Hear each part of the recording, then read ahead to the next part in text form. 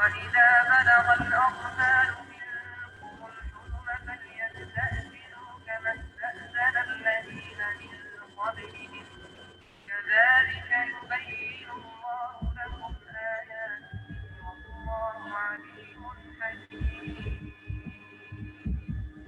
والقواعد من النساء اللاتي لا يرجون نكاحا فليس عليهن جناح أن يضعن ثيابهن غير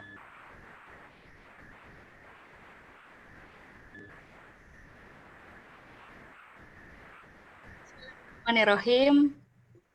Assalamualaikum warahmatullahi wabarakatuh. Alhamdulillahi rabbil alamin. Wassalatu wassalamu ala asrafil anbiya wal mursalin. Asyhadu alla ilaha illallah wa asyhadu anna Muhammadan abduhu wa rasuluhu la nabiyya ba'da. Rabbi shrah li sadari wa yassir li amri wahlul 'uqdatam min lisani yafqahu qawli. Alhamdulillahirabbil alamin. Kembali hadir live discussion yang diselenggarakan oleh fanpage Muslimah News ID. Mari kita awali live discussion pada malam hari ini, memohon keridhaan Allah Subhanahu wa taala. Kita awali dengan membaca Al-Fatihah bersama-sama.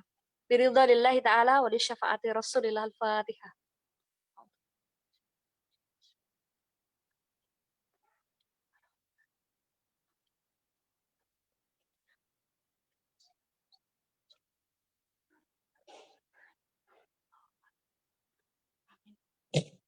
Alhamdulillahirrabbilalamin. Masya Allah, bagaimana kabar sahabat muslimah semuanya? Semoga senantiasa dalam keadaan sehat walafiat, dalam lindungan Allah Subhanahu wa taala, dalam ketaatan yang senantiasa semangat baik dalam menuntut ilmu maupun dalam aktivitas berdakwah. Baik, acara kita pada malam hari ini akan mengangkat tema yang ini ya kita sedih sih mendengarnya karena tidak terlepas dari kondisi pandemi saat ini yang belum juga usainya ya. Kita akan mengulas terkait kegagalan sistem kapitalisme dalam melindungi nakes di tengah pandemi. Bagi sahabat muslimah semua yang nanti ingin menyampaikan pertanyaan, bisa mengajukan melalui kolom komentar di kolom fanpage gitu ya. Dan bagi sahabat muslimah yang berada di Zoom, bisa menyampaikan pertanyaannya di chat room Zoom ya, seperti itu. Jadi bisa menyampaikan nama dan domisili. Bagi sahabat muslimah semua yang sudah standby juga bisa menyampaikan sudah dari mana saja yang saat ini sudah standby. Masya Allah.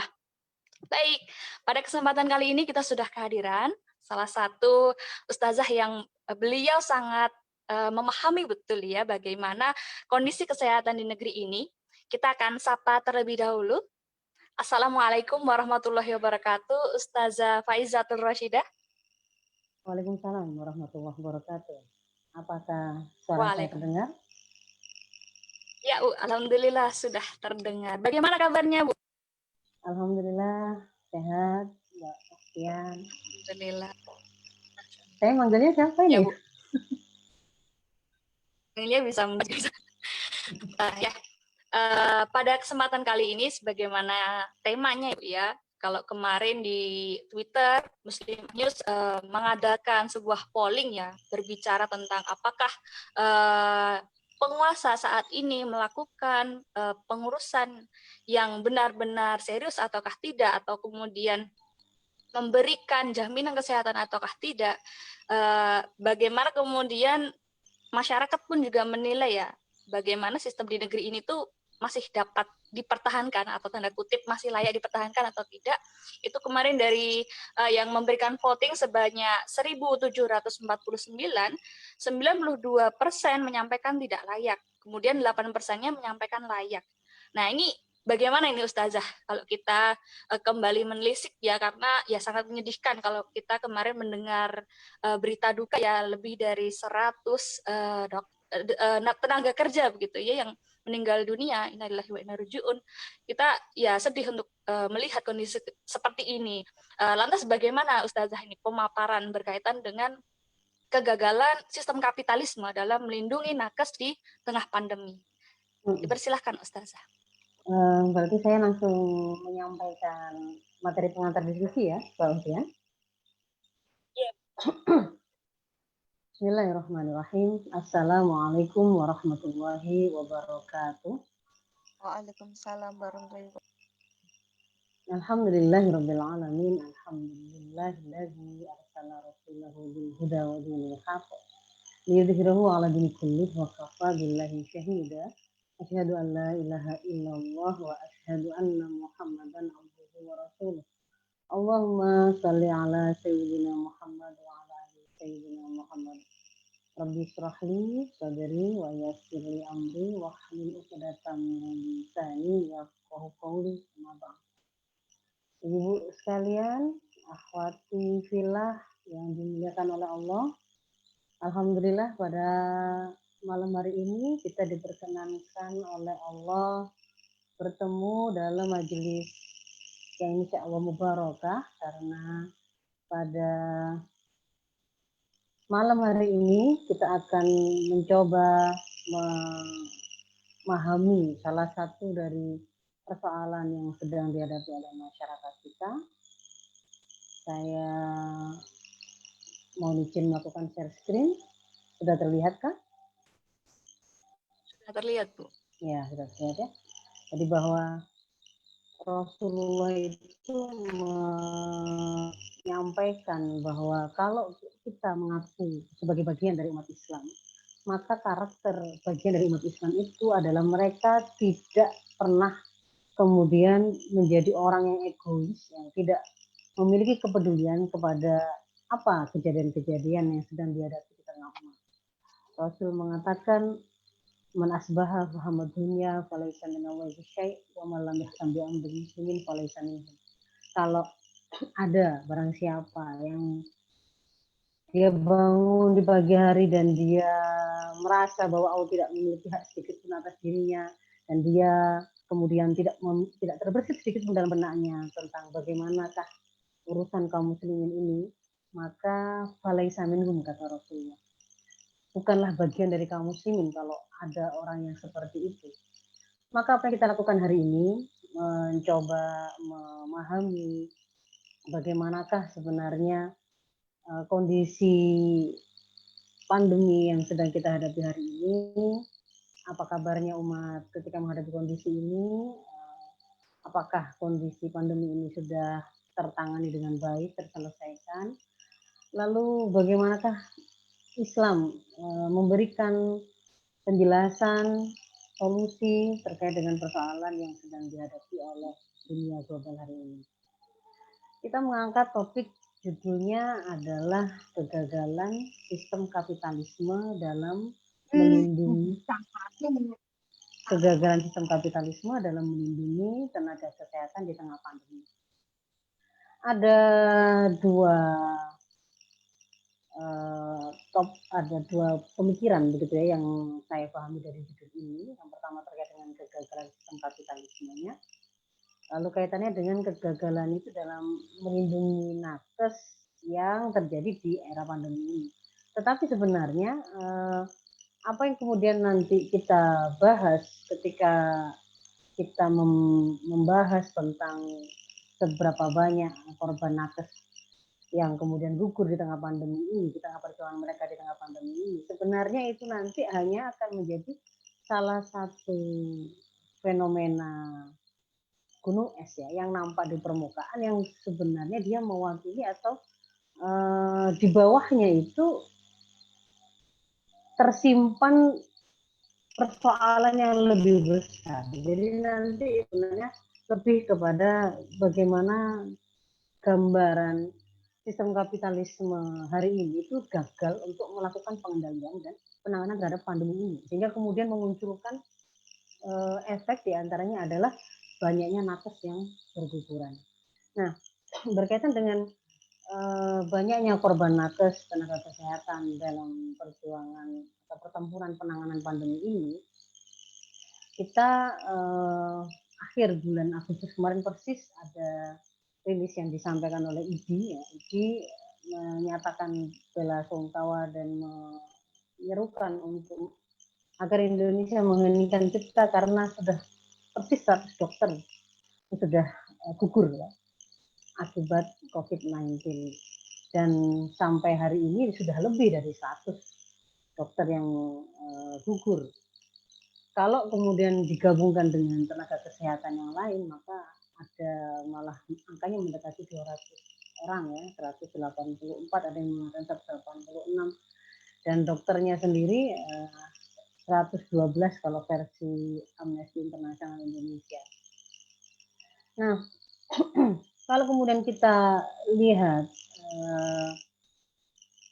berapa banyak nakes atau tenaga kesehatan yang berguguran di dalam pertempuran menghadapi pandemi ini di Indonesia maupun di global, maka kita temukan bahwa Indonesia termasuk negara yang kematian nakesnya itu termasuk 10 tertinggi.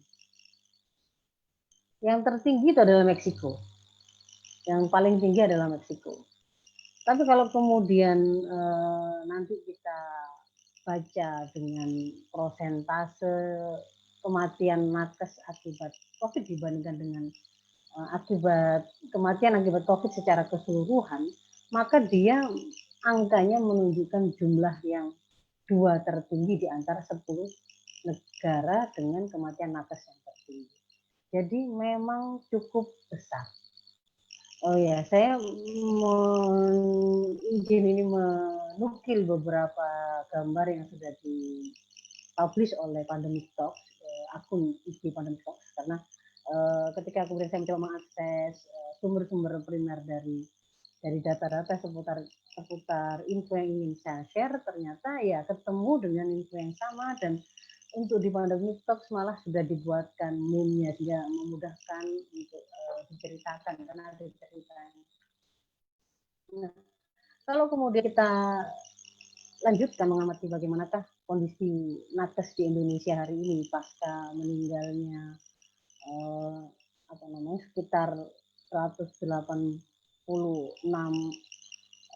yang gugur karena bertarung dalam pertarungan menghadapi pandemi COVID ini, maka sebenarnya itu sudah kehilangan yang sangat besar. Itu adalah kehilangan yang sangat besar karena kita itu, kalau ibu-ibu akhwati fillah cermati, di antara yang meninggal atau gugur kemarin itu tidak selalu mereka yang memiliki komorbid, tidak selalu mereka yang berusia sudah lanjut begitu, tetapi banyak yang masih muda, banyak yang tidak ada komorbid, dan keahliannya itu sangat jarang begitu ya.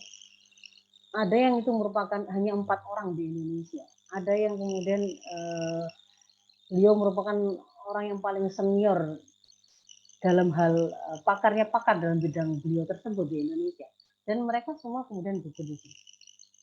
Dan ini tidak menampakkan tidak ada tanda-tanda sepertinya bakal menurun, tetapi justru yang terjadi adalah para tenaga kesehatan ini merasa semakin kelelahan karena sepertinya kok berjuang sendirian, karena yang dia lihat di luar itu masyarakat sepertinya semakin abai, semakin tidak memiliki kesadaran atau sense of wabah begitu ya, tidak merasa bahwa ini masih ada wabahnya, malah justru kemudian banjirlah info-info yang mengandung hoax dan menyesatkan masyarakat, yang semakin justru menjadikan tenaga kesehatan ini malah seperti menjadi musuh masyarakat. Penyakit COVID yang memang memiliki 1000 wajah itu kemudian ditangkap oleh awam yang salah mendapatkan informasi, sepertinya mengcovidkan semua penyakit. Dan kita menemukan hari ini situasi pandemi yang dihadapi di Indonesia sendiri belum pernah sampai pada puncaknya, dia masih ada pada gelombang pertamanya yang belum pernah sampai pada puncaknya lalu menurun, itu belum pernah. Jadi ini masih naik terus, dan juga bisa dilihat itu dari rumah sakit hari ini itu banyak sekali yang mengatakan overload ya. Rumah sakit seperti malah kalau di beberapa grup atau kadang-kadang di berita-berita online itu penggunaan kata rumah sakit chaos ya, karena masyarakat, karena pasien itu membludak, antriannya panjang, tenaga kesehatan terbatas yang membuat mereka kemudian kelelahan dan semakin meningkatkan resiko untuk kemudian menjadi gugur, ya, menambah angka yang sudah gugur terlebih dahulu. Dan padahal kemudian kalau kita lihat juga selain sedikit jumlah tenaga kesehatan yang kita miliki ini, itu komposisinya atau sebaran mereka juga sangat ada kesenjangan. Hampir di sini tadi saya katakan, saya menemukan data itu hampir 95,5% berpusat di Pulau Jawa. Bayangkan kalau kemudian pandemi ini tidak selesai, lalu menyebar semakin banyak ke daerah, di sana bisa terbayangkan semakin kekurangan jumlah tenaga kesehatan, maka yang akan kita temukan adalah masyarakat justru akan mengalami kerugian karena mereka tidak bisa mendapatkan layanan kesehatan yang mereka butuhkan. Jadi sebenarnya kalau kemudian kita coba dudukkan kematian nakes yang tinggi yang kita lihat hari ini, itu sebenarnya bukan persoalan utamanya, tapi dia adalah salah satu penampakan dari persoalan yang sedang kita hadapi.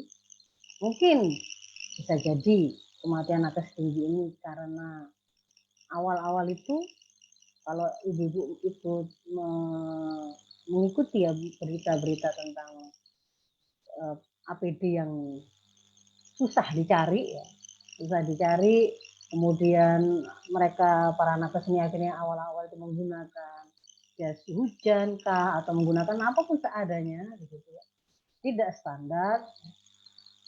Kemudian juga karena dirasa lama penyediaan itu oleh negara, lalu muncullah swadaya dari masyarakat melakukan donasi dengan membuat sendiri APD itu tanpa quality control yang seharusnya. Kemudian jumlah nakesnya yang tadi itu sedikit, sementara kemudian hari ini pasien semakin lama semakin banyak. Kenapa kok pasien semakin banyak? Karena ternyata mulai dibuka aktivitas di luar itu dengan paradigma new normal dan sosialisasi kebiasaan baru. Tetapi kemudian ternyata pelaksanaan new normal ini itu ditangkap dan dipahami oleh masyarakat bahwa situasi itu memang sudah jadi normal. Gitu. Padahal secara idealnya new normal itu kita mulai itu ketika grafik kasus itu sudah mencapai puncak, turun dan mulai melandai. Dan karena meskipun melandai itu artinya itu masih ada si COVID-19 itu, tapi kasus itu tidak bertambah begitu ya, relatif stagnan. Tetapi dia tidak bisa kembali nol seperti sebelum ada pandemi. Makanya disebut sebagai nggak bisa dibilang normal, tapi new normal. Tapi yang kemudian kita alami di sini, new normal itu kemudian sudah dipaksakan sebelum kesiapan kita miliki. Sehingga kemudian yang terjadi adalah pasien itu meningkat, nakes kelelahan. Kalau kemudian ditarik lagi, kenapa kok new normal itu dipaksakan, tidak bisa dilepaskan dari adanya ancaman krisis ekonomi. Krisis ekonomi itu sendiri kalau kemudian kita telusuri lagi, apakah ini sesuatu yang memang baru terjadi karena adanya pandemi ini sehingga terjadi krisis?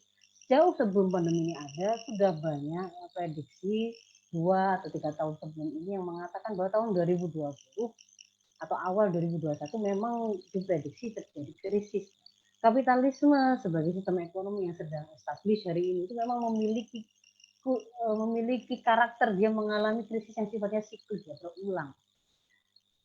Cuman bedanya ketika kemudian pandemi datang, krisis itu menjadi lebih cepat tiba, dan ketika kemudian mereka hendak melakukan recovery, mereka tidak bisa memainkan instrumen-instrumen fiskal kah atau menaikkan suku bunga tabungan, suku bunga bank, karena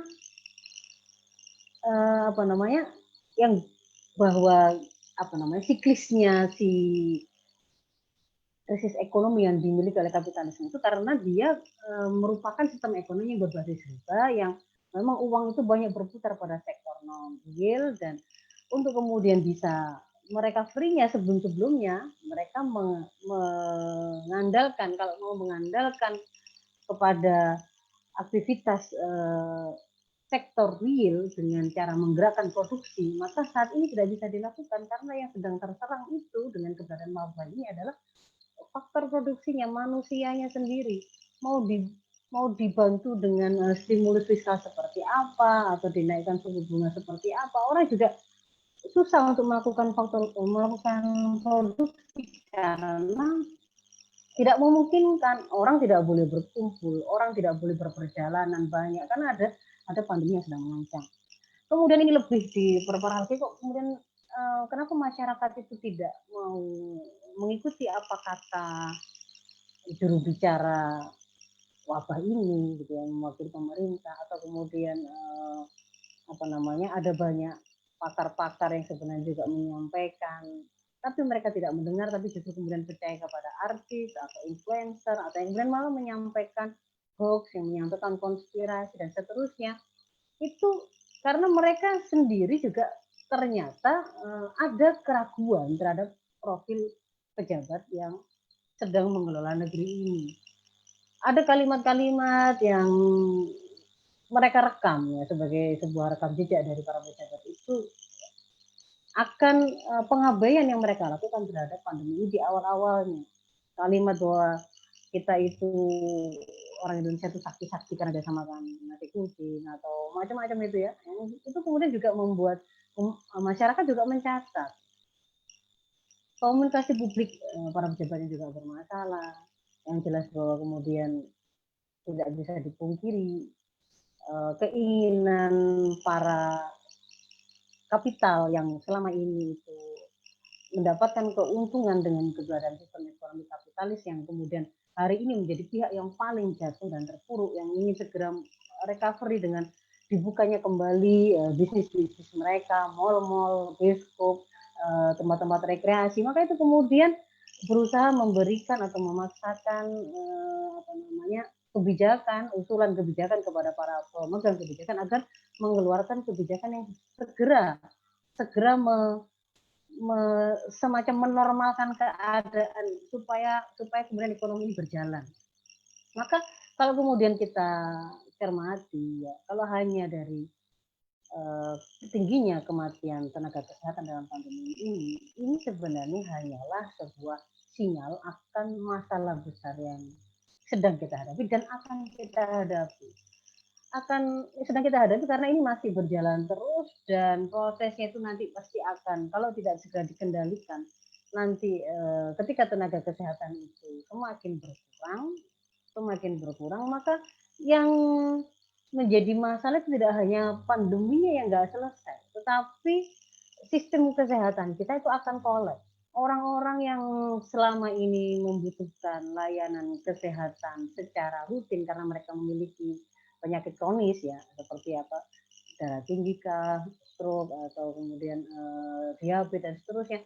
Sementara waktu ini kan memang kemudian lebih sedikit terabaikan dalam tanda kutip karena memang kebutuhan penanganan wabah itu mengharuskan mengurangi jumlah kunjungan kepada rumah sakit, mengurangi jumlah orang yang berinteraksi, mengurangi resiko paparan dan penyebaran, kerumunan dan seterusnya.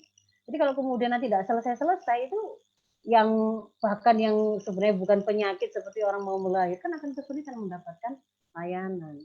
Apalagi kemudian yang sifatnya darurat, ada yang mengalami atau kecelakaan.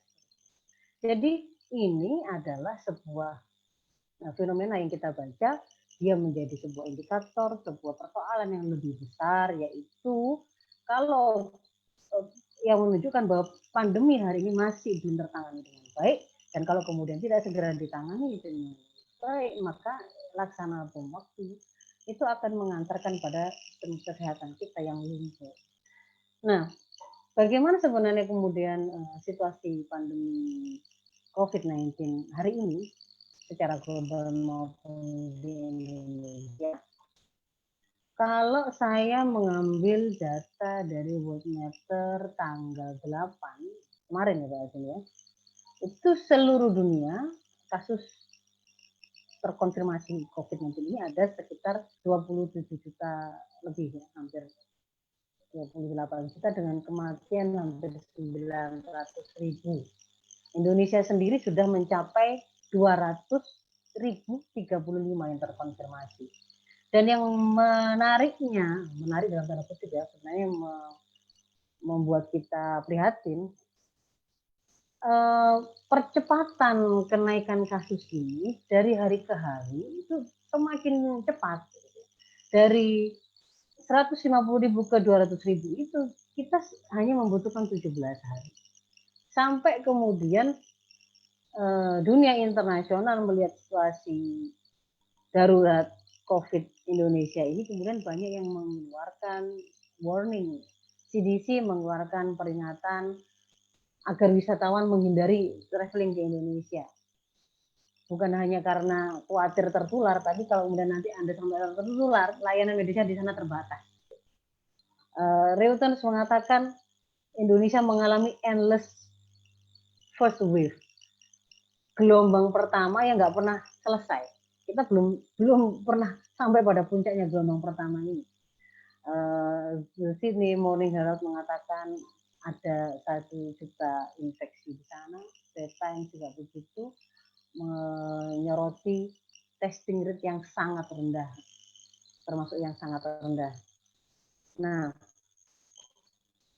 di dunia sendiri juaranya adalah Amerika dengan kasus hampir 6,5 juta. Indonesia ada di urutan ke-23, tapi dia termasuk yang agresif dalam pertambahan kasus barunya dan juga angka kematiannya, dan paling rendah dalam capaian testingnya. Jadi itu kumpulan dari hal-hal yang menyesakkan, sesuatu yang bukan prestasi tetapi wan prestasi. Di Asia kita ada di urutan ke-9. Tapi kalau kita lihat dari kematiannya itu justru terbesar gitu ya. Kalau dari 10 yang tertinggi ini kita yang terbesar. Dan juga tesnya juga paling rendah. Yang kita kalahkan itu banyak yang dari Afrika, negara-negara Afrika itu baru ada di bawah kita. Nah, kalau dilihat dari sebarannya, Jakarta sekarang kembali jadi juara dan Jawa Timur juara keduanya, runner up-nya. Masuk kepada berikutnya. Jadi ketika kemudian kita membaca, begitu adalah update situasi pandemi yang kita hadapi hari ini, maka kita bisa melihat bahwa pandemi ini memang belum ada pada posisi berhasil dikendalikan secara global. Kalau kita bicara wabah atau pandemi ini, itu memang mengharuskan kerjasama lintas negara. Karena kalau sampai ada satu negara yang kemudian dia tidak berhasil bebas dari wabah ini, maka dia akan bisa menjadi sumber penularan baru yang akan membuat negara-negara yang mungkin tadinya berhasil menzerokan kasusnya itu akan muncul baru lagi. Bahkan yang terbaru itu PBB ya, menyerukan kepada dunia untuk selalu siap dengan keberadaan wabah yang mungkin akan ada serangan baru lagi. Nah, jadi kalau kemudian kita lihat, kalau kemudian saya mengatakan di sini kalimat yang sifatnya konklusif gitu, nanti di belakang kita menyampaikan rinciannya bahwa hari ini kapitalisme sebagai sistem yang sedang established, yang sedang tegak, yang memimpin. Kalau negara pengembannya itu direpresentasikan oleh Amerika, dan selama ini dunia juga mengira dan membaca Amerika itu sebagai sebuah negara superpower adidaya yang luar biasa. Faktanya ketika kemudian wabah ini menghantam mereka juga limbung. Sistem ekonomi kapitalisme itu yang terpukul pertama kali, sampai kemudian disampaikan oleh IMF bahwa dunia menghadapi krisis yang terburuk dari yang pernah ada. Disebut dengan Great Lockdown. Disebut sebagai Great Lockdown itu bukan istilah kesehatan ya, tapi istilah ekonomi, bahwa ada krisis ekonomi yang lebih parah dari Great Depression pada tahun 30-an. Kalau krisis-krisis sebelumnya kapitalisme ini sempat recovery dengan menggenjot sektor real. Misalkan pada waktu Great Depression itu kan dia kemudian memicu peperangan, lalu industri senjatanya berjalan dan kemudian dia bisa recovery ya. Kalau hari ini dia tidak bisa mau menggerakkan sektor non real itu tidak bisa karena faktor produksinya sedang terpukul. Kemudian bahwa disampaikan krisis yang memang berawal dari ekonomi ini itu tidak hanya akan berhenti pada ekonomi, tetapi dia akan membawa juga, menyeret juga sistem politik demokrasi yang memang senantiasa berkelindan dengan sistem ekonomi kapitalisme. Jadi dia ekonomi kapitalisme ini memang untuk kemudian dia bisa membumi, melaksanakan apa yang menjadi prinsip-prinsipnya itu dibawa, diwujudkan dalam implementasi kebijakan-kebijakan yang lahir dari sistem politik demokrasi.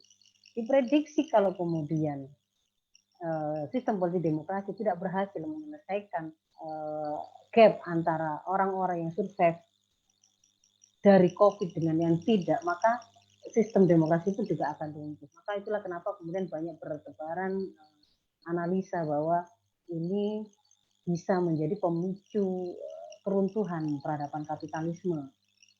Dan memang beberapa literatur yang melakukan analisa terhadap peradaban dunia itu di antara pemicu atau di antara faktor eksternal yang mempercepat terjadinya perubahan peradaban itu adalah wabah. Itu seperti yang ditulis oleh Ibnu Khaldun di Muqaddimah, dan juga ada seorang ahli sejarah yang melakukan otopsi histori. Jadi dia mengumpulkan berbagai macam peradaban yang pernah ada, diikuti sampai ke kejatuhannya, lalu dia mencoba menemukan apa indikator-indikator atau fakta-fakta fenomena yang ditemukan sebelum kejatuhannya.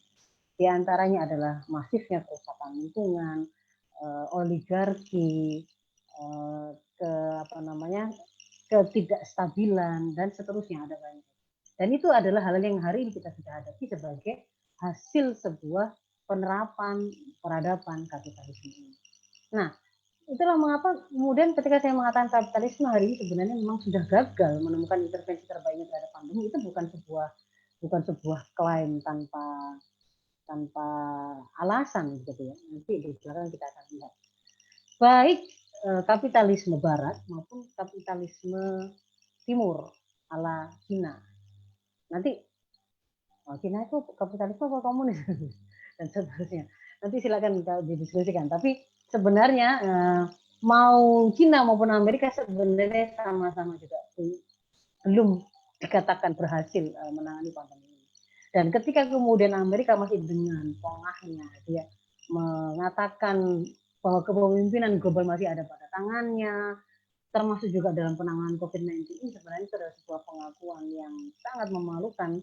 Bagaimana tidak, karena pada saat dia mengaku sebagai pemimpin global penanganan COVID-19 ini, termasuk ketika dia menggunakan tangan-tangan gurita atau tentakelnya itu melalui badan internasional, pengaruhnya di badan internasional seperti PBB atau WHO.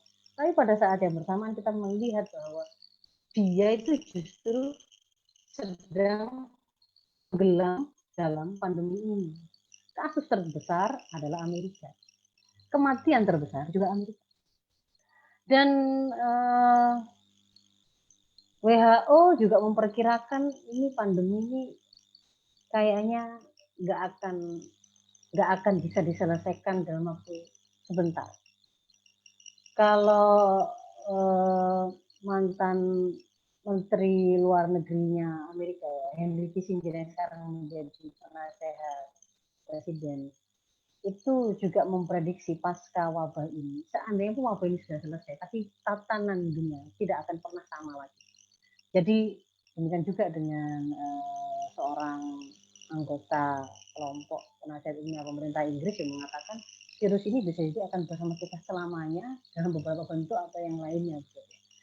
Nah, kalau kemudian kita telusuri kegagalan mereka itu berawal dari mana?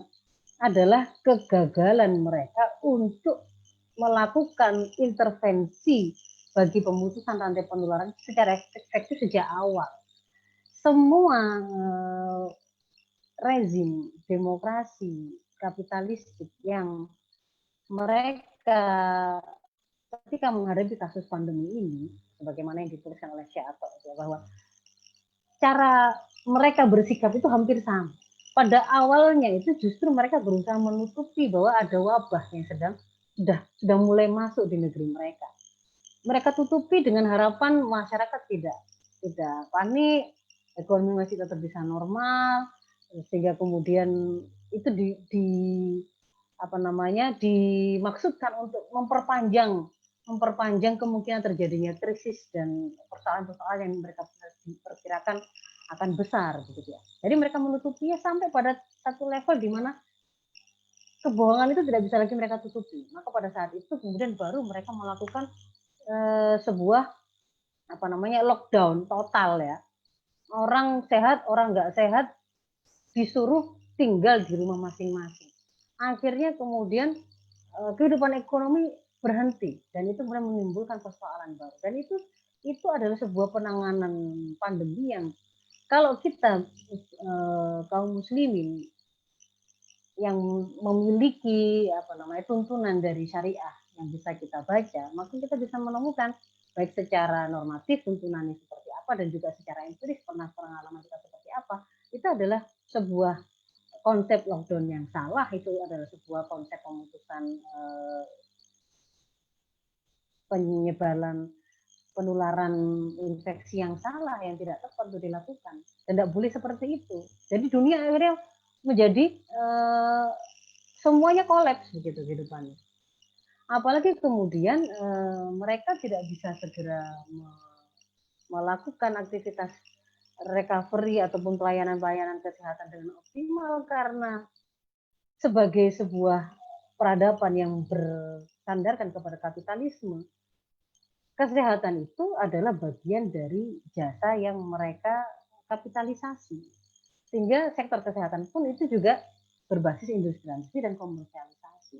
Nanti kemudian memunculkan banyak sekali kesulitan-kesulitan intervensi yang mau mereka lakukan, termasuk kemudian di negeri ini. Ketika kemudian kita terjebak pada sebuah sistem ekonomi yang dikendalikan oleh para kapital, dan para kapital itu kemudian berhasil mengendalikan pemerintahan ataupun para pelaku pemegang kebijakan melalui sistem politik demokrasi yang memang berbiaya mahal dan membuat mereka bisa masuk ke situ sebagai pihak yang menjadi donaturnya, sehingga kemudian kebijakan tidak bisa secara merdeka dilakukan oleh para pemegang kebijakan itu. Mau melockdown atau melindungi warga negaranya dari kedatangan warga negara asing yang nyata-nyata berasal dari wilayah wabah pun tidak bisa dia lakukan karena dia sudah terjebak dengan utang luar negeri, beberapa kesepakatan internasional berkaitan dengan investasi dan seterusnya yang tidak bisa ditolak. Itu yang kemudian terjadi di negeri ini pada awal-awal pandemi. Ketika semua negara itu sudah menolak masuknya warga negara Cina karena di sana awal dari pandemi ini, kita malah justru mendatangkan besar-besaran pada saat itu. Nah, jadi kalau kemudian kita coba lakukan analisa, sebenarnya kemudian kegagalan penanganan pandemi itu karena apa? Apakah kurang pakar para dokter atau tenaga kesehatan yang berbicara tentang ini? Tidak. Karena kalau kita bicara sistem kesehatan, harus dipahami unsur pembentuk sistem kesehatan itu tidak hanya hal-hal informasi, ilmu pengetahuan, idealisme, sains, teknologi di bidang kesehatan saja. Tetapi justru penyusun utamanya, kalau kita bicara pakai arus begitu ya, di hulunya itu justru yang menentukan adalah sistem politik dan sistem ekonomi sebagai pilar sistem sebuah negara. Yang sistem politik dan sistem ekonomi ini dibentuk, ditentukan warnanya oleh ideologi yang melahirkannya. Nah, sementara di hilir itu ada idealisme, ilmu, pengetahuan, teknologi di bidang kesehatan yang seringkali pada tataran implementasi akhirnya ke terbentur dengan kebijakan di luar sektor kesehatan yang itu dilahirkan oleh sistem politik dan sistem ekonomi yang ternyata menghendaki berbeda dengan idealismenya di sektor kesehatan. Bayangkan kemudian kita membaca tes PCR mobile saja, itu kan kemudian bisa sampai ke satu wilayah itu bukan berdasarkan mana wilayah yang sangat membutuhkan. Itu ternyata kan bisa jadi pemerintah daerah itu rebutan antara yang wali kotanya dengan pemprovnya, dengan gubernurnya. Karena kemudian setelah kita ikuti beritanya, yang satu mengutamakan aspirasi dari kelompoknya, partainya, begitu. Yang satu juga begitu. Jadi di lapang itu malah terjadi sebuah pertarungan. Yang satu mengatakan bahwa saya mencoba memberikan bantuan ke rumah sakit, tapi ditolak. Kenapa kok ditolak? Dia menuduh bahwa rumah sakit itu punya afiliasi dengan pemerintah daerah yang lainnya. Itu sesuatu yang sangat lucu gitu ya kita melihat hari ini. Padahal kalau ditanya sektor kesehatan, dia pasti mengatakan bahwa mereka memang butuh APD. Tapi pada faktanya untuk pengadaan APD itu rumit, begitu karena di situ melibatkan juga sektor industri, juga melibatkan juga media dan sektor pendidikan yang mengajari kepada warga negara untuk tidak mengambil keuntungan di tengah kesempitan, karena ketika kemudian barang itu banyak dicari, justru ada orang-orang yang mereka tidak bertanggung jawab itu justru kemudian menimbunnya untuk kemudian kepentingan pribadi mereka. Nah, kegagalan sistem kesehatan hari ini menangani pandemi itu adalah sebuah keniscayaan karena kerusakan atau kecacatan sistem sejak dari asasnya, yaitu sekularisme. Dia justru melepaskan diri dari keterikatan dengan wahyu atau tuntunan dari Sang Pencipta manusia dan kehidupan ini.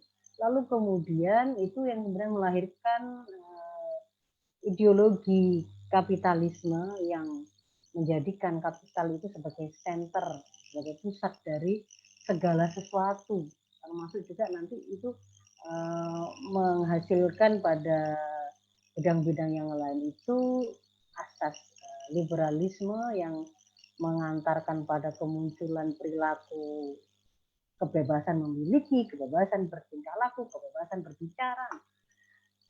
Yang itu juga akan memperburuk situasi penanganan ini, penanganan pandemi.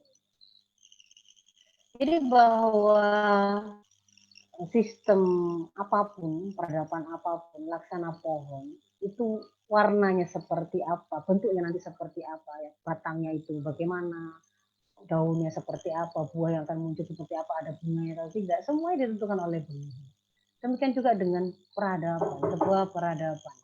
Peradaban itu yang kita melihatnya dari bagaimana pengaturan-pengaturan cabang dalam bidang hukumnya, pendidikannya, politiknya, ekonominya, sosial, termasuk kesehatannya. Ini sebenarnya adalah sebuah pemikiran cabang dari pemikiran dasar. Pemikiran dasarnya ini adalah pemikiran tentang bagaimana memahami kehidupan manusia, alam semesta ini, bagaimana kemudian dia harusnya diatur, sehingga kemudian dia juga bisa meletakkan dunia ini mau diatur seperti apa.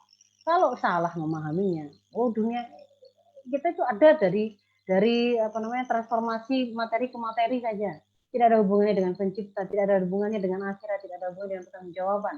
Maka itu akan berpengaruh kepada bagaimana mereka mengatur politiknya, ekonominya, dan pergaulan dan seterusnya. Demikian juga kalau benar itu juga akan mempengaruhi pemahaman yang benar tentang kesehatan, paradigma kesehatan yang benar itu seperti apa. Apakah kesehatan itu adalah barang dagangan, komoditi, ataukah dia itu hak dasar warga negara yang wajib dipenuhi? Apakah kesehatan itu menjadi tanggung jawab penuh dari penguasa sebagai pihak yang diberikan kekuasaan oleh rakyat untuk menyelesaikannya, ataukah kesehatan itu dijadikan sebagai, karena itu adalah komoditi yang harus dicari keuntungan di sana, maka penguasa justru berusaha memajak, meninggikan pajak, menjualnya dengan harga tinggi dan seterusnya.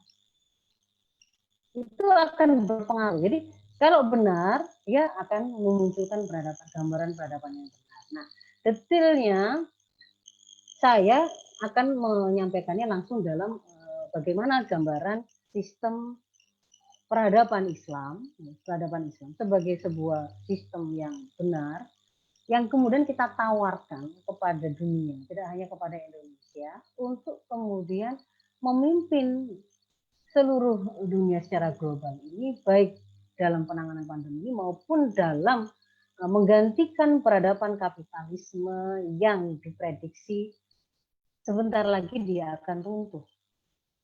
Islam ini memiliki kemampuan untuk menjadi pemimpin peradaban, bahkan kalau mau dibuka menggunakan pendekatan normatif maupun historis maupun empiris, dia itu memiliki kemampuan untuk memimpin peradaban dengan sebuah kepemimpinan yang sahih, yang akan melahirkan peradaban yang sangat bagus, yang akan mensejahterakan dan mewujudkan kehidupan lebih baik untuk semuanya, tidak hanya untuk kaum muslimin.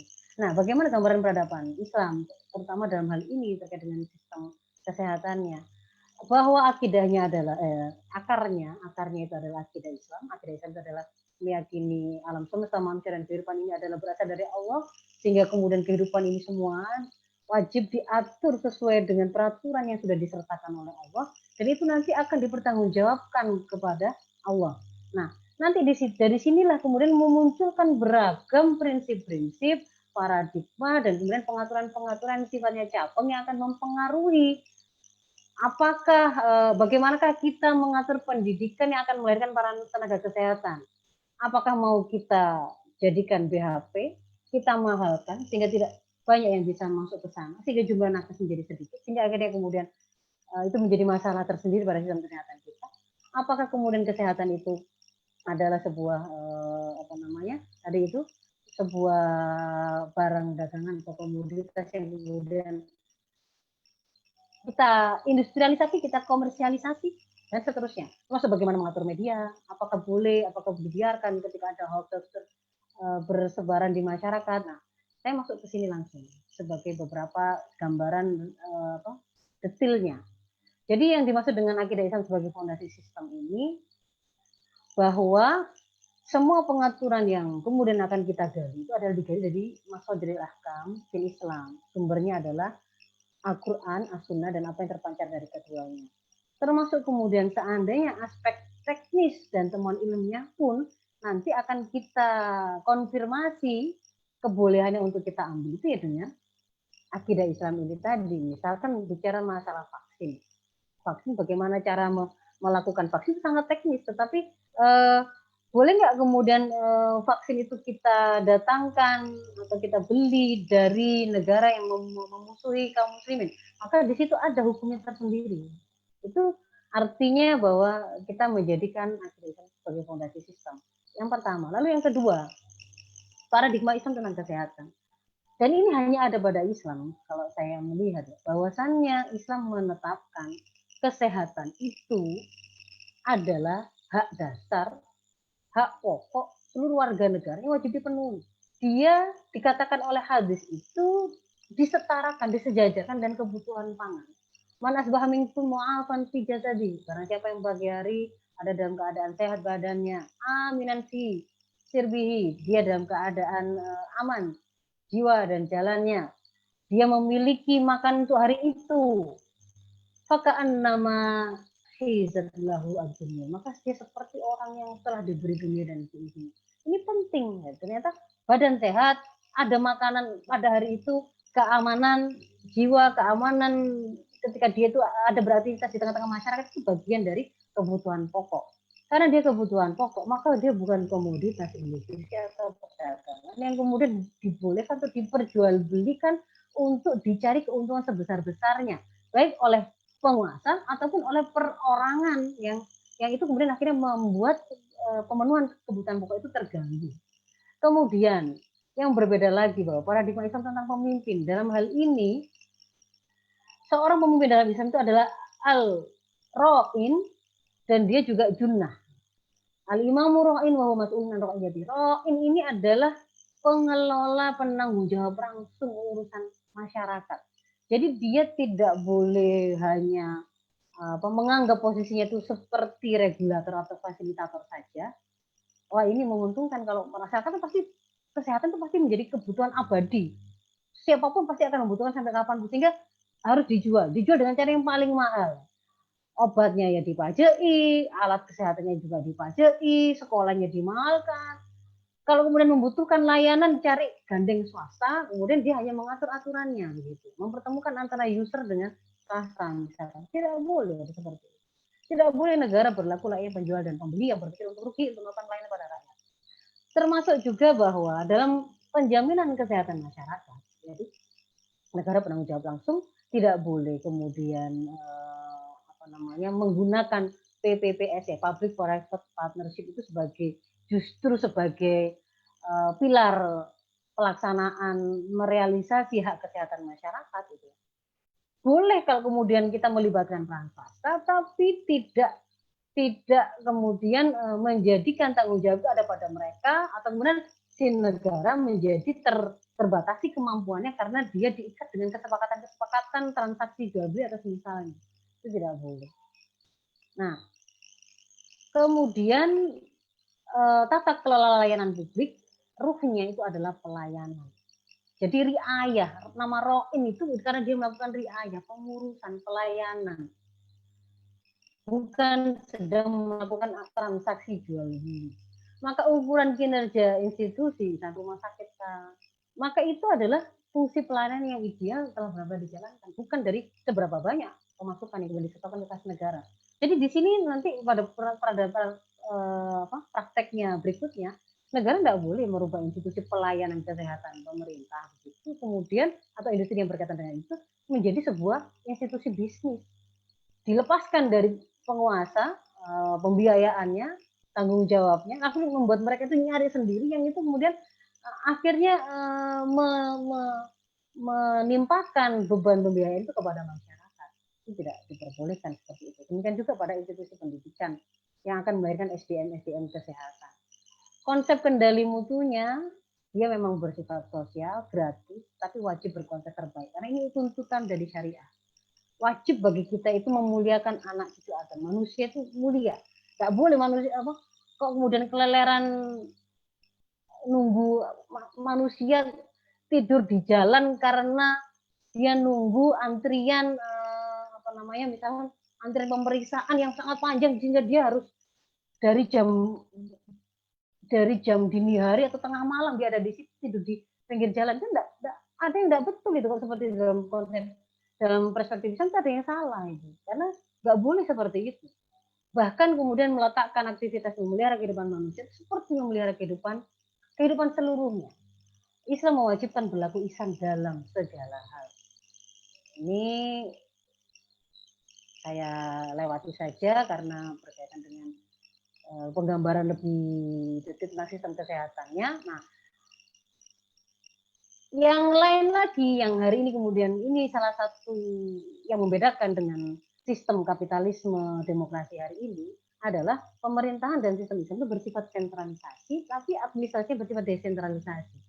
Ketika kita mendapati sistem demokrasi ditambah dengan membuat kebijakan desentralisasi yang membuat pemimpin tertinggi negara itu ternyata yang menang, yang mengusungnya dalam proses politiknya itu partainya berbeda dengan para penguasa di daerah, itu ternyata membuat mereka itu ada gap, ada ketidaksinkronan begitu ya.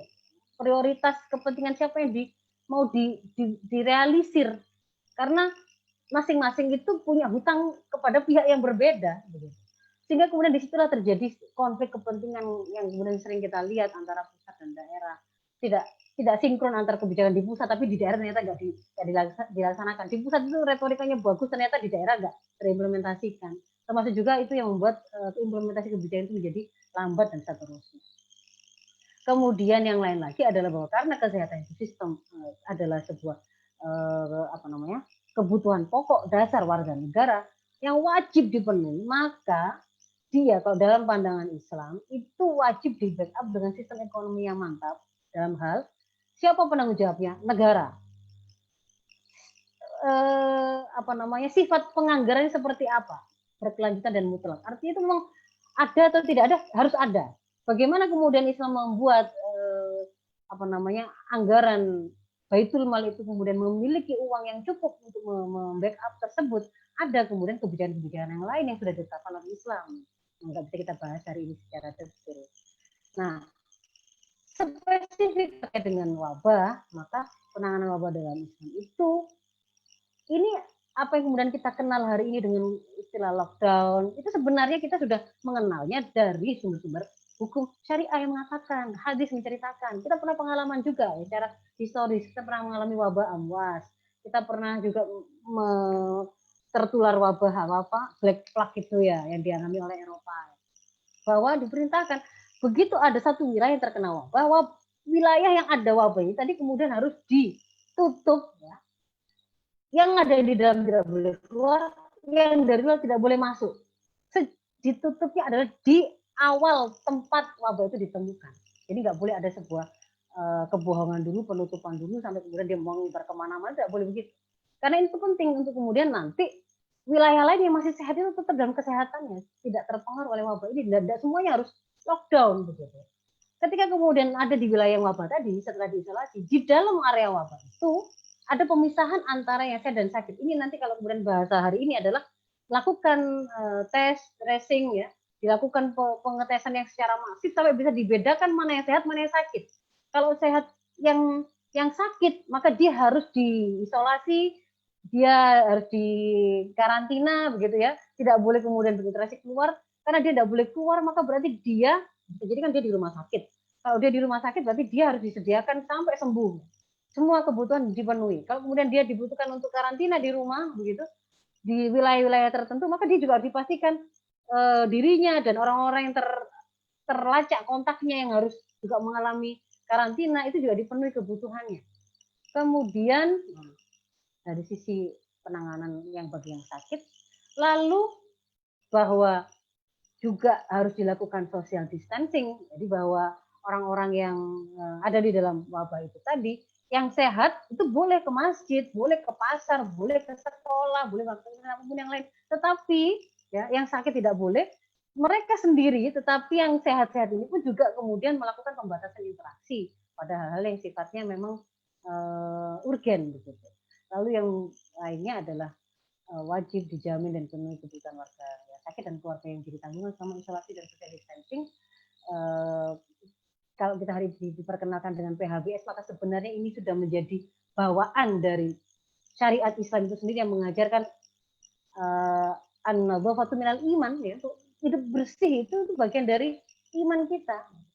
Termasuk adalah kemudian kewajiban negara itu untuk memastikan keberadaan sanitasi yang bagus, ya, pengelolaan sampah yang bagus, lingkungan menjadi sehat dan seterusnya. Jadi ada yang menjadi persentase-nya itu, ada pelaksananya itu level individu, ada level negara, ada level komunitas. Ketika Eropa menghadapi wabah plague, ini 3 slide terakhir, wabah Black Plague pada abad 14, sebenarnya kekhilafahan juga terpengaruh pada saat itu. Eropa saat itu sampai menghabiskan 2/3 kematian dari 2/3 warganya ya. Dan kemudian sampai juga ke Andalusia, sampai juga ke kekhilafahan Islam. Tetapi oleh para ahli, para intelektual, para masa itu kemudian mereka mengawasi bahwa ternyata penularan itu berawal dari barang-barang, pakaian, makanan, interaksi, ketika bersalaman, ketika ada pendatang yang datang naik kapal. Maka kemudian mereka melakukan follow up. Mereka lakukan yang tadi itu namanya lockdown, isolasi, karantina, dan seterusnya. PHBS, dan seterusnya. Sehingga ketika Eropa itu gagal menyelesaikan pembangunan Katedral Siena ini tadi, kita meskipun sempat terhambat tapi berhasil menyelesaikan pembangunan Istana Alhambra Granada sampai selesai. Jadi sebagai sebuah kesimpulan, jelaslah bahwa untuk menyudahi pandemi ini itu tidak bisa kalau kita mengandalkan kepada sebuah otoritas yang berbasis sekularisme kapitalisme. Saya kira itu akhirul kalam. Assalamualaikum warahmatullahi wabarakatuh. Saya kembalikan kepada moderator. Assalamualaikum warahmatullahi wabarakatuh. Ya, begitu semakin jelas ya bagaimana posisi sistem kapitalisme yang gagal dalam menyelamatkan nakes serta ketahanan sistem kesehatan di masa saat ini dan bagaimana Islam memberikan solusi. Baik Ustazah, pada kesempatan selanjutnya adalah sesi tanya jawab. Ini sudah ada penanya yang masuk dari fanpage ya, dari Facebook. Tanya Ustazah, dikatakan virus itu akan bersama kita selamanya yang membutuhkan vaksinasi berulang. Ketika sistem kehidupan kita dikendalikan oleh sistem kapitalisme yang merusak, apa yang harus kita lakukan saat ini dalam rangka menuju peradaban Islam yang gemilang? Dari Ukti Kiki Lakanda ya, jazakillah. Iya. Jadi sebenarnya Ibu-ibu, keniscayaan pergantian peradaban adalah sebuah keniscayaan. Kita dulu pernah menjadi pemimpin peradaban selama hampir 13 abad. Kemudian kita mengalami surut, runtuh, dan kemudian kapitalisme yang naik. Pernah Amerika dulu itu menjadi negara yang terjajah, sebelum kemudian akhirnya dia sama-sama menjadi negara pemimpin dunia bersama Soviet, tapi Soviet kemudian juga runtuh, akhirnya Amerika menjadi negara yang hari ini memimpin peradaban dunia dengan kapitalismenya. Memang sebuah pergantian peradaban itu adalah sesuatu yang sifatnya sunatullah, dan itu juga diindikasikan oleh Allah ya, bahwa Allah akan mempergilirkan peradaban itu di antara kalian.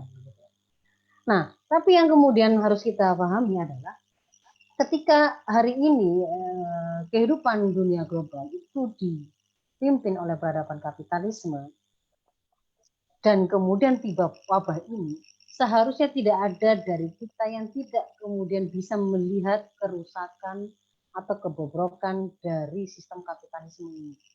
Yang selama ini mungkin kita mau menyampaikan bahwa Amerika itu sebenarnya di dalam bangunan peradaban itu, di dalamnya itu bobrok sekali, hancur tatanan keluarga, interaksi antara suami dengan istri, orang tua dengan anak, perempuan dan laki-laki dalam masyarakat itu sudah hancur semua. Dia utangnya tertinggi. Kita sudah sampaikan banyak hal tentang kerusakan, tapi masyarakat masih melihat bahwa enggak, dia negara adidaya. Dia hari ini faktanya juga masih ditakuti di mana-mana, jadi polisi dunia, jadi pemegang kebijakan yang menetapkan apa yang ada di PBBK dan seterusnya begitu ya.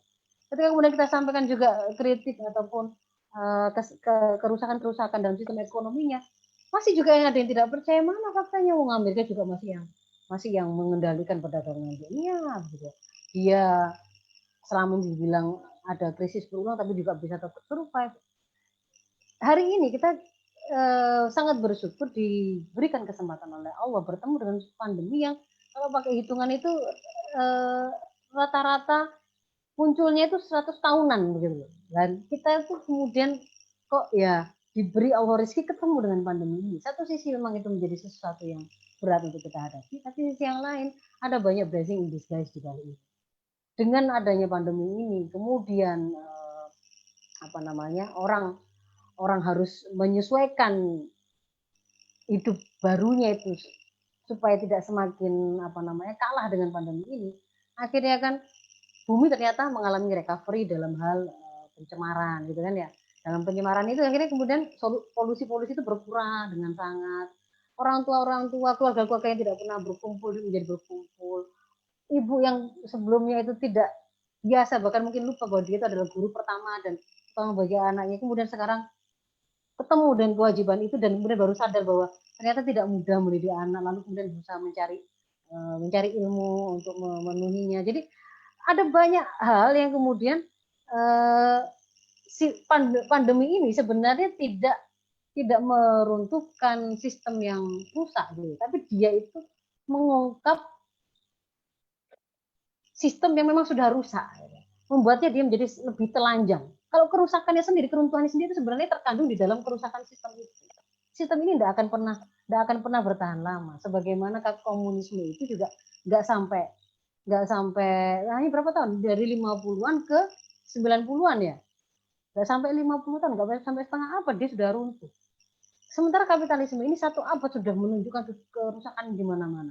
Sehingga yang pertama poinnya adalah harusnya kita kaum muslim itu menyadari betul, nggak boleh ada kalau hari ini yang masih punya anggapan bahwa sistem kapitalisme, sistem sekularisme, kapitalisme, liberalisme, dan demokrasi itu adalah sistem terbaik untuk kita dan dunia, itu sudah tidak layak.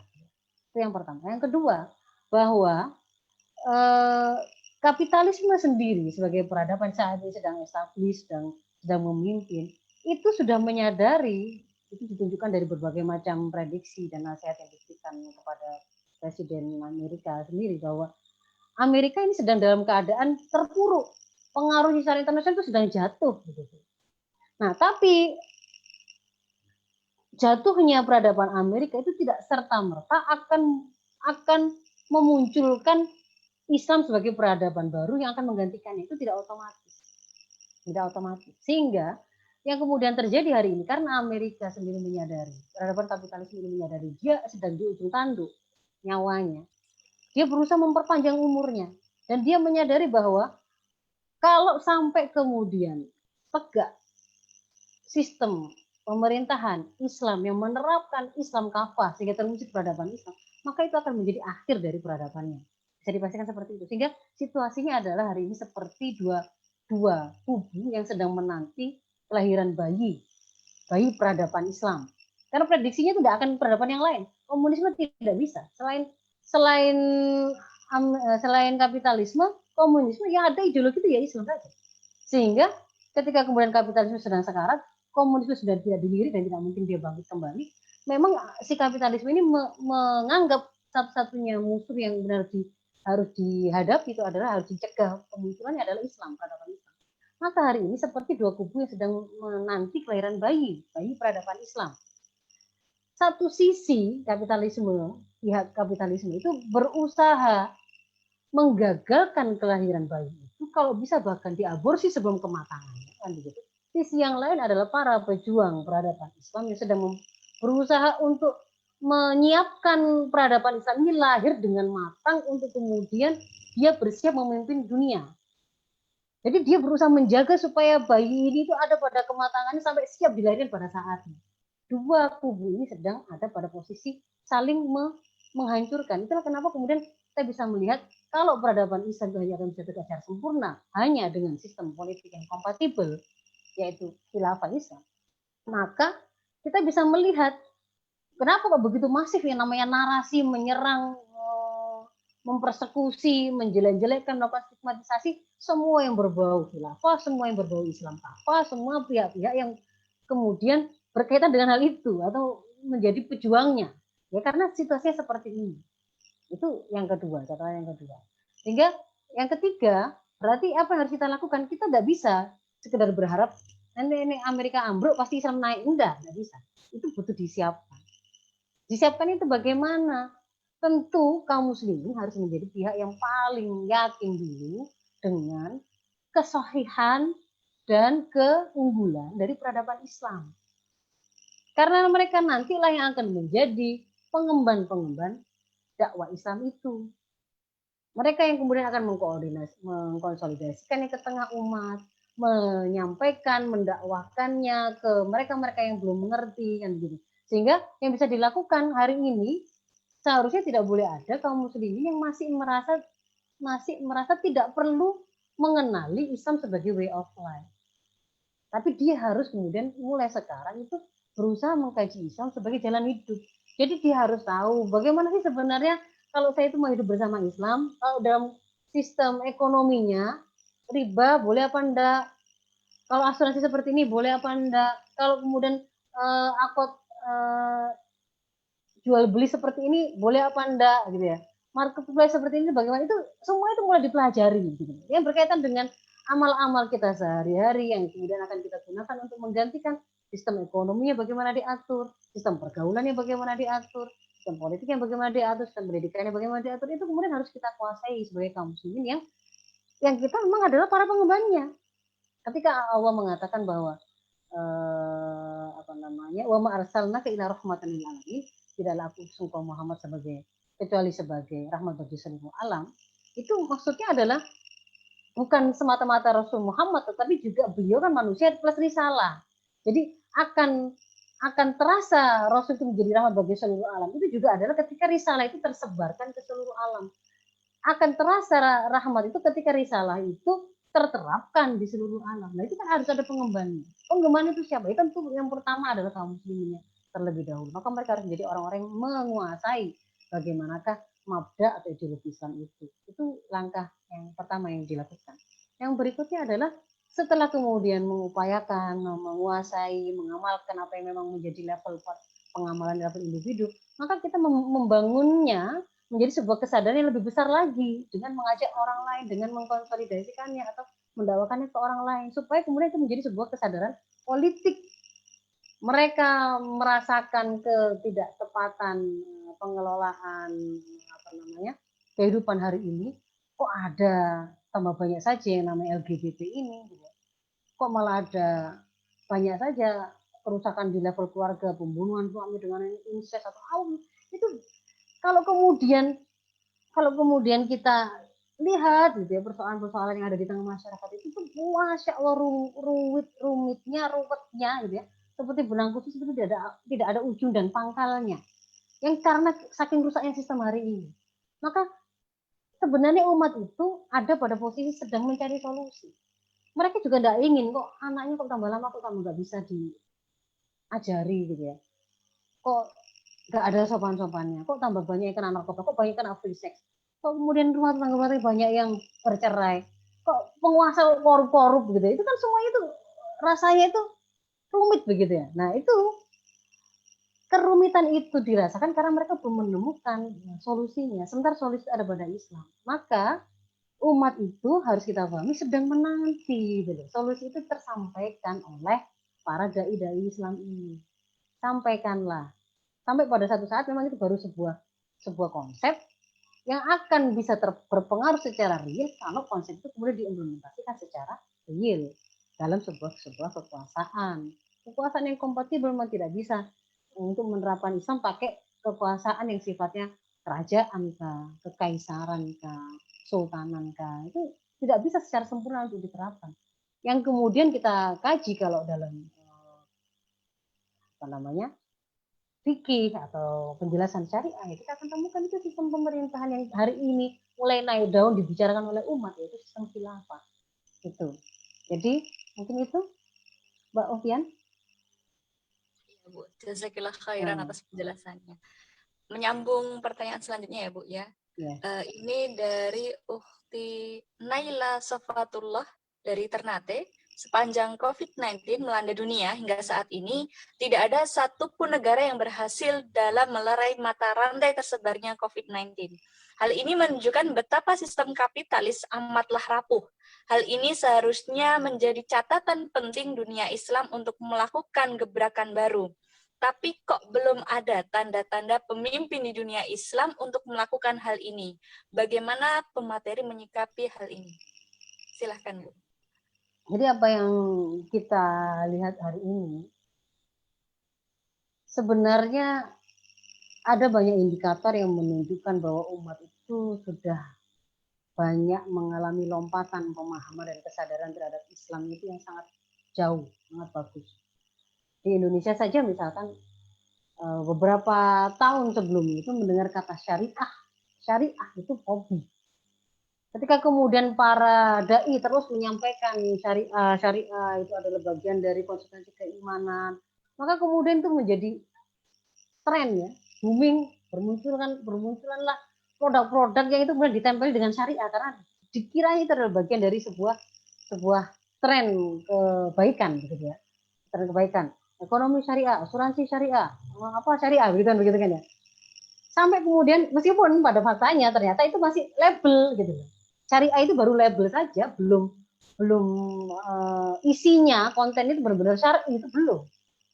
Jadi masih konvensional sebenarnya, tetapi kemudian dikasih label syariah karena dorongan kata-kata syariah itu sudah memiliki image yang positif. Sampai kemudian perbincangan tentang syariah ini semakin meluas lagi, tidak hanya masalah ekonomi.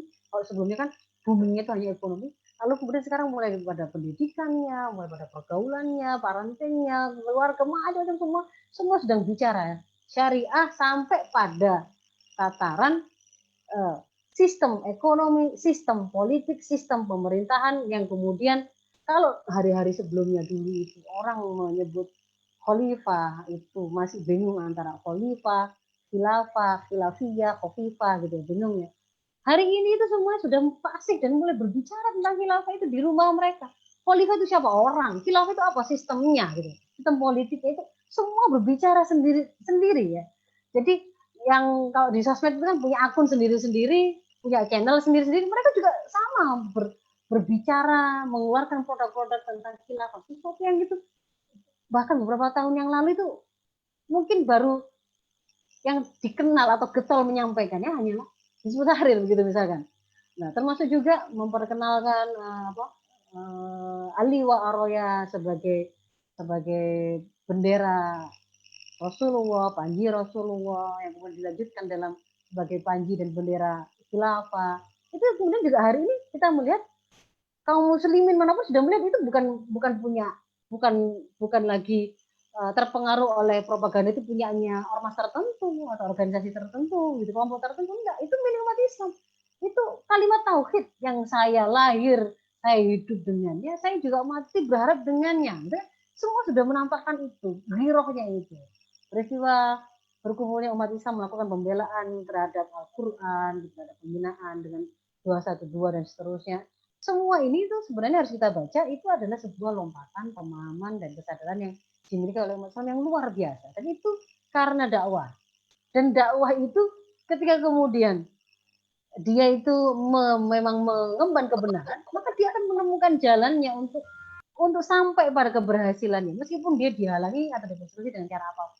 Ternyata justru kalau kita membaca, semakin masif dan semakin kerasnya persekusi yang dialami oleh dakwah, ternyata malah mempercepat umat itu yang tadinya belum noleh sekarang menjadi sangat perhatian. Mereka mencari tahu informasi, dengan mereka mencari informasi semakin ketemu dengan kebenaran yang selama tertutupi. Jadi itu satu, kaum muslimin hari ini sebenarnya sudah mengalami lompatan pemahaman kesadaran yang luar biasa berislam.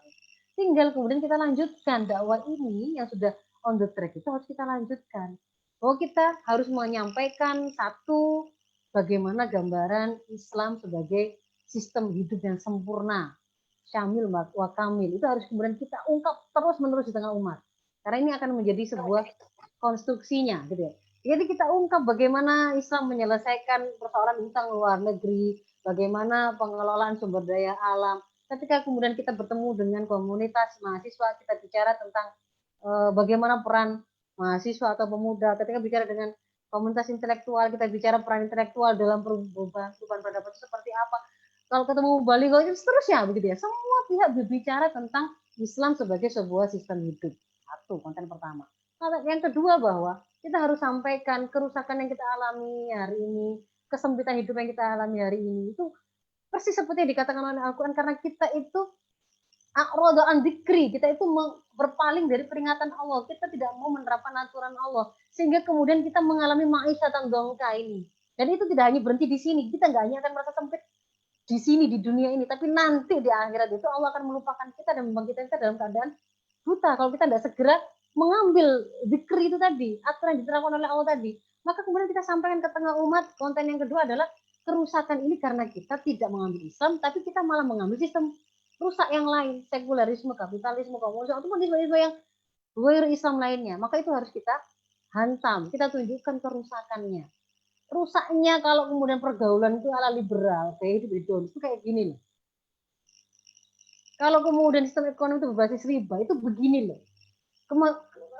Perkembangan pertumbuhan ekonominya itu pasti sepertinya itu mau bagus, cepat, Tapi bubble fenomen, mereka sudah mengidentifikasi bubble fenomen. Pada satu titik tertentu, dah dia meletus.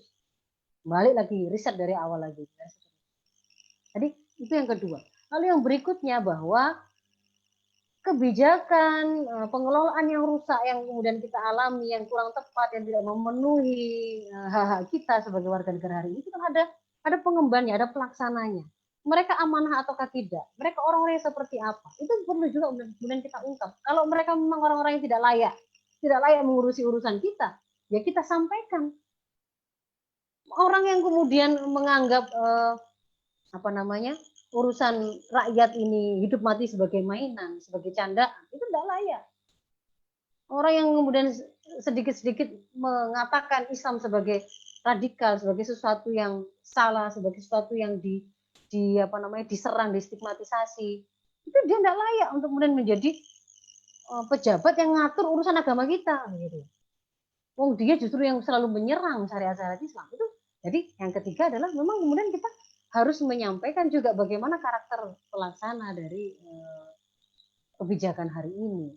Kalau kemudian mereka itu Muslim, maka kalau kemudian ada kesalahan dalam kebijakan mereka harus kita koreksi. Kalau kemudian mereka lurus, kita akan dukung. Tapi kalau kemudian mereka tidak mau kembali kepada tuntunan Islam, maka kemudian kita sampaikan, kita tunjukkan kepada umat bahwa tidak layak kita itu diatur urusan kita oleh mereka-mereka yang tidak amanah dan tidak tahu bahwa amanah kekuasaan itu adalah untuk mengatur urusan kita dengan aturan Islam. Lalu yang berikutnya adalah kita juga harus sampaikan bahwa dakwah ini itu tidak ada dengan sendirinya. Itu ada yang mengawali. Ada yang memulainya. Rasul sebagai pertama kali yang mengemban risalah ini pertama kali. Lalu dilanjutkan dengan para sahabat. Dan kemudian Rasul menceritakan akan ada di tengah umat itu orang-orang yang akan meneruskan amalan-amalan para nabi dan rasul untuk mengemban dakwah Islam ini, yaitu para pengemban dakwah. Para pengemban dakwah Islam yang menyampaikan dan mengajarkan Islam apa adanya dari A sampai Z, dari toharo sampai sistem politik, ya, dari urusan personal sampai kemasyarakatan, disampaikan semua apa adanya dengan penuh keikhlasan karena semata-mata menginginkan kebaikan untuk umat. Maka kalau kemudian ada orang seperti itu, jadilah kalian sebagai orang yang menyambut seruan mereka ini. Karena mereka sangat menginginkan kebaikan untuk umat ini. Jadi itu yang kemudian kita sampaikan dalam dakwah yang kita lakukan. Itu mungkin Mbak Evian. Jazakillah khairan atas penjelasannya. Menyambung pertanyaan, insya Allah ini pertanyaan terakhir Bu, sehingga nanti sekaligus closing statement. Dari Ukhti Lilis di Bekasi, jika pandemi sudah sangat meluas seperti saat ini, apa yang harus dilakukan negara dan bagaimana dengan kita sebagai pegawai yang harus tetap bekerja di luar? Ya. Jadi sebenarnya kalau kemudian kita melihat fakta hari ini, gitu ya, kan sering orang langsung berargumentasi, tidak mungkin pakai lockdown itu nggak mungkin. Masa orang kemudian disuruh nggak keluar rumah sama sekali? Itu kalau konsepnya itu lockdown yang keliru, yang seperti diamalkan oleh negara-negara hari ini yang dipimpin oleh kebijakan sistem dan peradaban kapitalisme. Tidak menutup pintu wabah, wilayah wabah di tempat asalnya. Itu kesalahan pertamanya. Dan itu sebenarnya pengaruhnya ke global. Kenapa kok sampai terjadi begitu? Ya sebenarnya karena secara global itu sedang dipengaruhi oleh peradaban sekularisme kapitalisme yang lebih mengutamakan ekonomi dan kapital dan materi sebagai pertimbangan dalam hal apapun. Sementara nyawa manusia bahkan lebih dinomorduakan daripada materi itu. Nah, tapi kemudian pada saat misalkan seperti hari ini kita melihat karena kasus Indonesia itu dipandang oleh dunia internasional itu cukup riskan kalau ada warga negara mereka masuk ke sini. Mereka kan kemudian memberikan sebuah warning agar warga negara tidak masuk ke sini. Jadi kan ibaratnya kita malah di lockdown oleh negara-negara internasional. Kan begitu kan ya? Jadi bahwa sebenarnya dunia pun juga tahu bahwa konsep lockdown dengan cara menutup wilayah di tempat asal munculnya wabah itu dalam arti tidak membolehkan wilayah lain yang belum terkena wabah masuk ke situ dan yang ada di dalam wilayah wabah tidak boleh keluar, itu sebenarnya juga dipahami oleh mereka dan dibuktikan dengan penelitian ilmiah. Contohnya adalah keberhasilan yang di Hubei Cina itu memang itu cukup efektif untuk memutuskan mata rantai penularan begitu loh. Sebenarnya itu mereka juga paham. Cuman persoalannya itu mereka tidak mampu karena itu tadi, karena dia tidak sekedar ngurusi kesehatan, dan kesehatan itu sendiri sistem kesehatan itu bangunan utama yang menyusun itu sistem politik dan ekonomi yang itu nyata-nyata memang tidak menjadikan nyawa manusia itu sebagai sesuatu yang lebih diutamakan, dianggap penting seperti paradigma kesehatan dalam Islam, nyawa manusia dalam Islam. Nah, jadi kalau kemudian seperti ini bagaimana, sudah kadung begini, ya, sudah kadung bahwa sebenarnya harusnya sejak awal dulu. Ketika Cina itu ada kasus itu, langsung tutup negara kita dari itu. Kita mungkin masuk, ketika belum ada kasus masuk di Indonesia, kita menutup diri, kita di dalam negeri ini bisa beraktivitas gitu ya, bebas gitu, karena belum ada wabah. Tapi keluarnya itu kemudian kita batasi, tidak boleh. Kalau memang sudah mulai, oh di sini mulai ada wabah. Gitu kan. Jadi kita di dalamnya ini akhirnya kan, meskipun kita terisolir tapi sehat semua dan masih bisa beraktivitas, kita bisa menggerakkan ekonomi kita masih bisa. Mungkin hanya beberapa yang akan terpukul, tapi tidak semua sektor, tidak semua. Nah, tapi kalau kemudian sekarang sudah sampai seperti ini, gimana? Maka kuncinya adalah pada upaya untuk memang melakukan pemastian, melakukan tracing, melakukan tes ya masif untuk kemudian bisa memastikan mana wilayah itu yang sudah terdampak wabah dan mana yang belum. Nanti kalau masalah teknisnya bagaimana yang lebih cepatnya, itu persoalan yang sifatnya teknis ya. Tapi saya kira beberapa ide-ide yang pernah muncul ya sebelumnya yang pernah kita baca, misalkan pemeriksaan dengan sistem pooling, tapi ini sangat teknis ya, akhirnya bisa jadi begitu. Kalau saya sampaikan semuanya jadi malah ngerti gitu ya. Saya kira jadi ada mekanisme yang bisa dibuat, namanya lockdown itu nggak harus satu negara gitu loh. Kalau misalkan kemudian negara ini sudah akhirnya ternyata sudah masuk wabah di sini, mungkin lockdownnya itu wilayah yang level kecamatan, karena masih di kecamatan itu saja ternyata si wabahnya itu. Di kecamatan itu yang kemudian dia diisolasi, di karantina, orang yang ada di dalamnya beraktivitas di dalam kecamatan itu, tapi yang di luar kecamatan tidak boleh masuk ke situ, yang dari kecamatan tidak boleh keluar.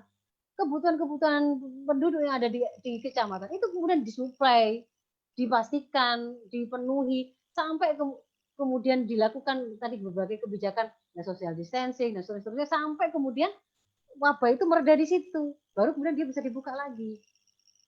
Kalau kemudian level kecamatan juga masih sudah kena gitu ya, atau ya mulai dari mau level RT RW itu bisa begitu loh.